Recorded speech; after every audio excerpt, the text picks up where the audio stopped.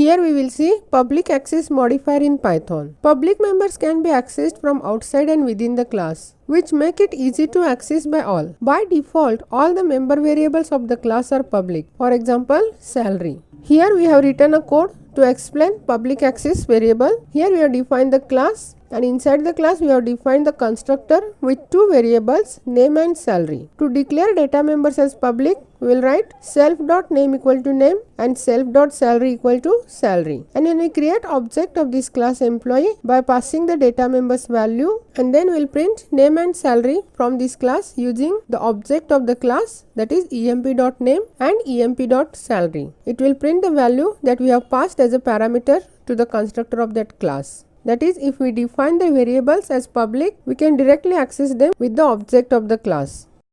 Here we will write a code to explain public access variables. For this, we will open the IDLE and we will add new file. In comment line, we will write program description.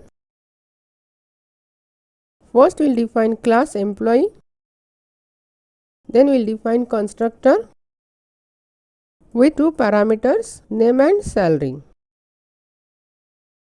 And we will assign this value to data member as a public. So self.name equal to name and self.salary equal to salary.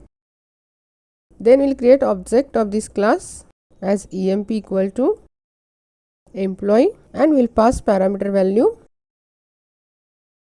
and we will print name and salary with the object, that is print name equal to emp.name and salary equal to emp.salary. Then we will save this